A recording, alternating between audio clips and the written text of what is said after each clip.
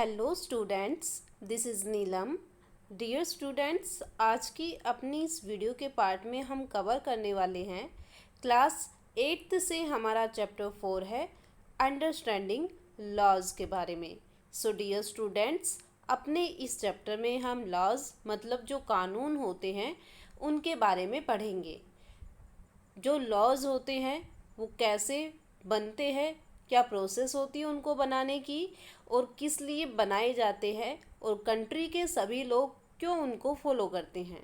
तो इन सभी टॉपिक पर हम अपने इस चैप्टर अंडरस्टैंडिंग लॉज में पढ़ेंगे।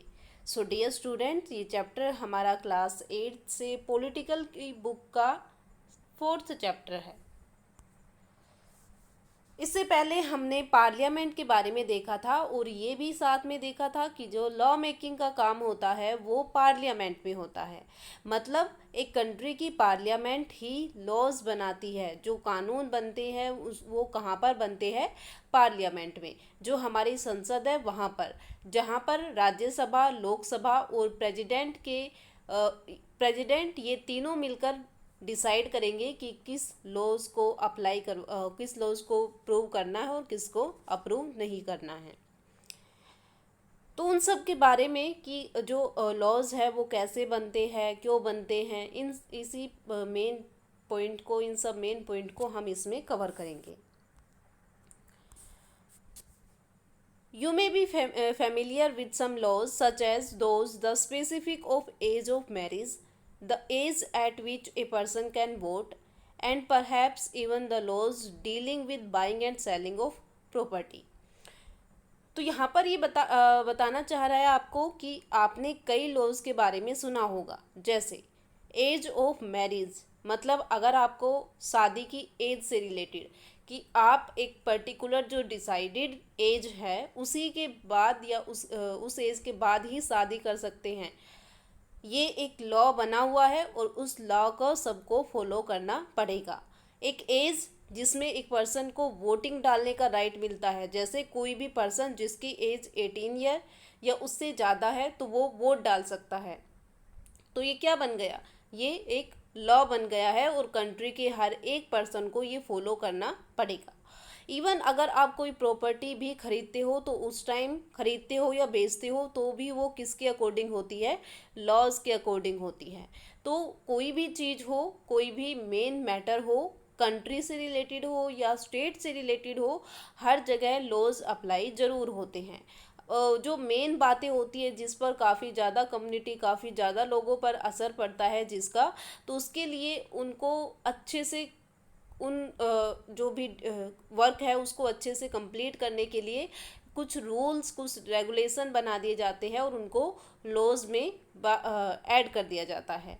फिर उस कंट्री के, उस स्टेट के सभी लोगों को वो लॉज अप्लाई करना, उनको फॉलो करना ज़रूरी होता है। जैसे यहाँ पर दे रखा है age of marriage, age at which a person can vote. तो ये सब मतलब एक पर्टिकुलर पर्सन के लिए नहीं है बल्कि पूरी कंट्री के लिए, कंट्री में रह रहे हर पर्सन के लिए है। जो लॉज बनते हैं वो हर एक पर्सन के लिए बनते हैं, उनमें किसी के साथ कोई भी डिफ्रेंशिएट नहीं किया जाता। लॉज, कानून सभी के लिए एक जैसा होता है, किसी के लिए अलग अलग नहीं होता है।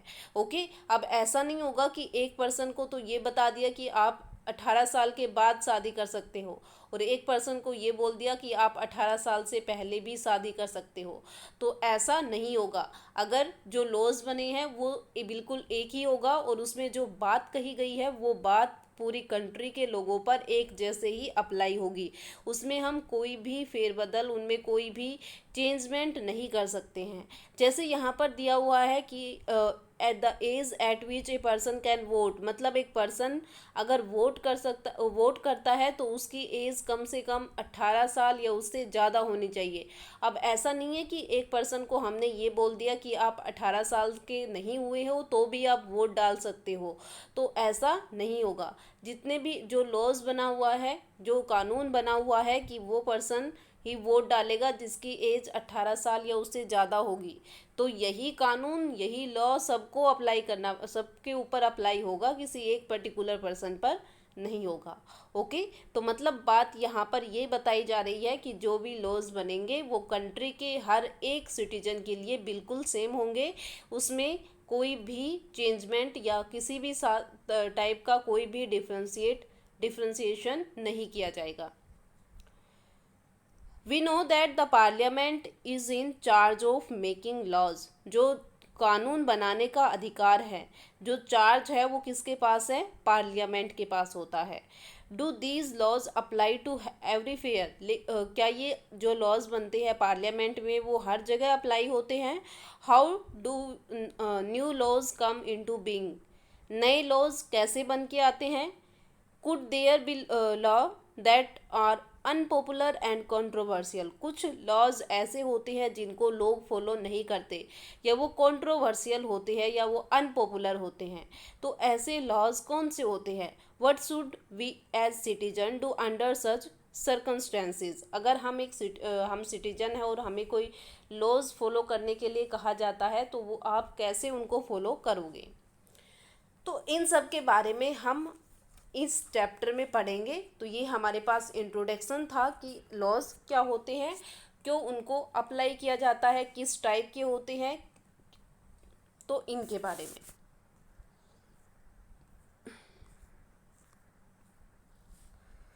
तो यहाँ पर हमारे पास सबसे फर्स्ट में यही आता है, do laws apply to all? मतलब जो लॉज होते हैं, जो कानून होते हैं, वो क्या सभी पर अप्लाई होते हैं, या ऐसा भी होता है कि एक पर्टिकुलर पर्सन पर अप्लाई हो रहा है, एक पर्टिकुलर एरिया पर या एक पर्टिकुलर कम्युनिटी पर अप्लाई हो रहा है, लेकिन दूसरे लोगों पर नहीं हो रहा? तो क्या ऐसा हो सकता है? तो यहाँ पर आपको एक सिचुएशन दी हुई है, इस सिचुएशन को आपने पढ़ना है, उसके बाद हम आगे देखेंगे। सिचुएशन आपको दी हुई है, a government official help his son go into hiding because his son has been given a 10-year jail sentence by the district court for a crime that he has committed. अब यहाँ पर हमें situation क्या दी है? Situation ये दी है कि एक पर्सन है, एक गवर्नमेंट ऑफिशियल है, मतलब एक पर्सन है जो गवर्नमेंट के अंडर काम करता है, और उसने अपने बेटे की हेल्प की है उसको छुपाने में। और क्यों छुपाने में? क्योंकि उसके बेटे को 10 साल की जेल की सज़ा सुनाई गई थी, और वो भी डिस्ट्रिक्ट कोर्ट ने उसे 10 साल की जेल की सज़ा सुनाई थी क्योंकि उसने एक क्राइम किया था। ओके, तो सिचुएशन देखो यहाँ पर क्या है कि गवर्नमेंट एक पर्सन है, एक गवर्नमेंट ऑफिसर है, उसका बेटा, और उसने एक क्राइम किया जिसकी वजह से वो प्रूव भी हो गया कि उसने क्राइम किया है। तो डिस्ट्रिक्ट कोर्ट ने उसे 10 साल की जेल की सज़ा सुना दी। लेकिन फिर उस ऑफिसर ने क्या किया कि अपने बेटे को छुपा दिया कहीं पे। तो ये सिचुएशन आपको बता दी कि ये सिचुएशन है। अभी क्वेश्चन आपसे क्या पूछा है, do you think that the government official action were right? क्या आपको लगता है कि यहाँ पर जो जो ऑफिशियल है उसने जो एक्शन लिया है अपने बेटे को लेकर, क्या वो सही है? Should his son be exempt from the laws just because his father is economically and political powerful? क्या उसने अपने बेटे को इसलिए बचा लिया क्योंकि वो काफ़ी ज़्यादा उसके पास रुपए है और काफ़ी ज़्यादा उसके पास पॉलिटिकल पावर भी है? क्यों? तो क्या इसकी वजह से जो लॉज है वो उस पर अप्लाई नहीं होते हैं? तो इस टाइप में हमें एक सिचुएशन दे दी और हमें क्वेश्चन यहाँ पर पूछ लिया कि क्या इससे जो लॉज है, जो लॉज बने हुए हैं, क्योंकि कानून बना हुआ है कि अगर कोई क्राइम करेगा तो उसे सज़ा दी जाएगी और सज़ा उसको माननी पड़ेगी। लेकिन यहाँ पर तो उल्टा हो गया, एक गवर्नमेंट ऑफिशियल है, उसने अपने बेटे को सज़ा से बचाने के लिए उसको कहीं पे छुपा दिया। तो क्या उसने ये सही किया? जबकि वो खुद एक गवर्नमेंट ऑफिशियल है और उसे पता होना चाहिए कि लॉज को फॉलो करना कितना ज़रूरी है, लेकिन फिर भी उसने लॉज के अगेंस्ट जाकर ये एक्शन लिया। तो क्या ये बिल्कुल सही एक्शन है? क्या अपनी पावर का यूज़ करके उसने ये सब किया है? तो यहाँ पर हमें दे रखा है the above is a clear case of the violation of law. ठीक है, तो इसका मतलब है कि जो हमें ऊपर सिचुएशन दी हुई है, इस सिचुएशन में बिल्कुल साफ साफ ये क्लियर होता है कि यहाँ पर कानून को तोड़ा गया है। As you read in unit first, member of the constituent assembly were agreed there should be no arbitrary exercise of power in independent India. तो जब आपने फर्स्ट यूनिट पढ़ी थी तो उसमें ये बताया गया था कि जो भी कॉन्स्टिट्यूएंट असेंबली के मेंबर थे उसने इस बात पर एग्री किया था कि वो कभी भी अपनी पावर को मिसयूज़ नहीं करेंगे, बल्कि इंडिया को इंडिपेंडेंट बनाने के लिए उन्होंने ये सब पावर बनाई है। They therefore instituted several provision in the constitution that would establish the rule of law। लेकिन और इसी के लिए उन्होंने रूल ऑफ लॉ को भी बताया है कि इंडिया को इंडिपेंडेंट रखने के लिए यहाँ पर कानून के अकॉर्डिंग रूल होना बहुत ज़रूरी है। The most important of these was that all person in independent India are equal before the law. मतलब यहाँ पर ये बताया गया है कि हमारे कॉन्स्टिट्यूशन के अकॉर्डिंग सबसे इम्पोर्टेंट बात ये है कि इंडिपेंडेंट इंडिया, जब से हमारी कंट्री आज़ाद हुई है, इंडिपेंडेंट हुई है, हर पर्सन इक्वल है वहाँ पर। लेकिन इक्वल तब तक है वो जब तक उसके ऊपर कोई दूसरा लॉ अप्लाई नहीं होता है, ठीक है। लेकिन उसके बेटे ने यहाँ पर क्राइम किया, उस गवर्नमेंट ऑफिशियल के बेटे ने क्राइम किया, क्राइम करने की वजह से उसके ऊपर एक दूसरा लॉ अप्लाई हो गया था, ठीक है। तो इसकी वजह से मतलब जब तक उसके ऊपर जो वो लॉ है वो अप्लाई नहीं हुआ था तब तक तो वो सभी लोगों के जैसे इक्वल था। लेकिन जैसे ही उसने क्राइम किया तो उसके लिए एक अलग लॉ काम करेगा। The law cannot discriminate between person on the basis of their religion, caste and gender। जैसे हमने देखा था कि किसी भी पर्सन के साथ कोई भी डिस्क्रिमिनेशन नहीं किया जाएगा, चाहे वो किसी भी रिलीजन से हो, जैसे कास्ट से हो और किसी भी जेंडर से हो। What the rule of law mean is that all laws apply equally to all citizens of the country and no one can be above the law। इसका मतलब ये है, रूल ऑफ लॉ का मतलब ये है कि हर पर्सन पर जो भी लॉ बनेंगे वो इक्वली अप्लाई होंगे और कंट्री के हर एक सिटीजन को वो लॉ ईजिली मतलब अपने अकॉर्डिंग बिल्कुल सही से उसको फॉलो करना पड़ेगा।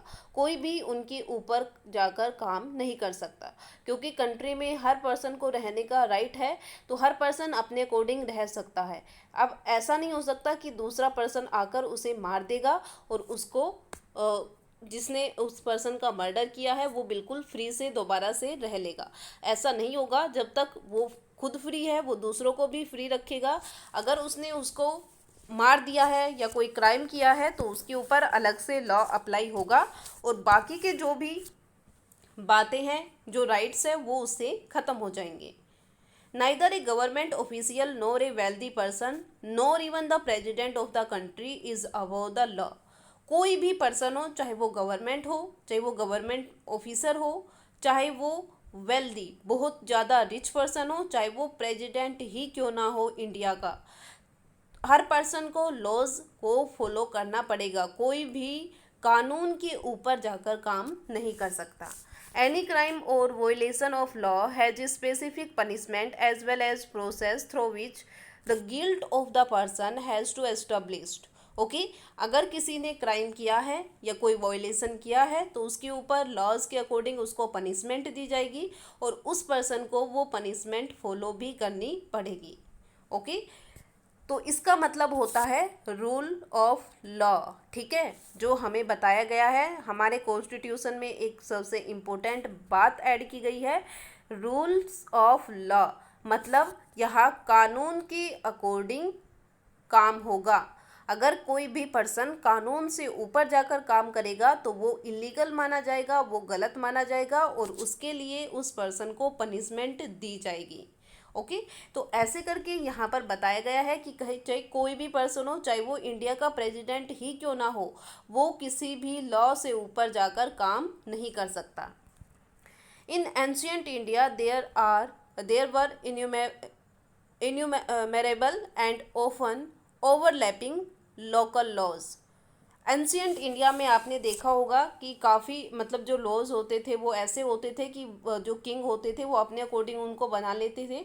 Different communities enjoyed different degree of autonomy in administrating these law. मतलब अलग अलग कम्युनिटी के लिए अलग अलग लॉज होते थे और उसी के अकॉर्डिंग वो उसको फॉलो भी करते थे। जिस भी तरीके से उनको अच्छा लगता था वो उसी तरीके से उन कानूनों को, उन लॉज को अपने अकॉर्डिंग फॉलो करते थे. In some cases the punishment that two person received for the same crime vary depending on their caste background with lower caste being more harshly penalised. क्या होता था एंशियंट इंडिया में, मतलब पहले क्या होता था कि अगर मान लो कोई दो पर्सन कोई क्राइम कर देते हैं और उनमें से एक का बैकग्राउंड काफ़ी अच्छा है और एक लोअर कास्ट से है, तो जो लोअर कास्ट से लोग होते थे उनको ज़्यादा पनिश किया जाता था और जो अच्छे बैकग्राउंड से होते थे उनको ज़्यादा टॉर्चर नहीं किया जाता था. These slowly began to change as this system of law began to further evolve during the colonial period. Okay. और ज़्यादा जो कॉलोनियल पीरियड है उसमें भी आपने देखा होगा कि इस टाइप के लॉज वहाँ पर अप्लाई उस टाइम में अप्लाई होते थे.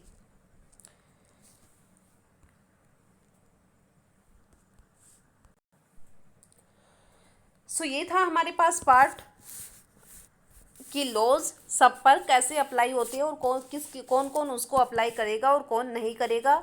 अगर नहीं करेगा तो उसको क्या पनिशमेंट दी जाएगी. ओके.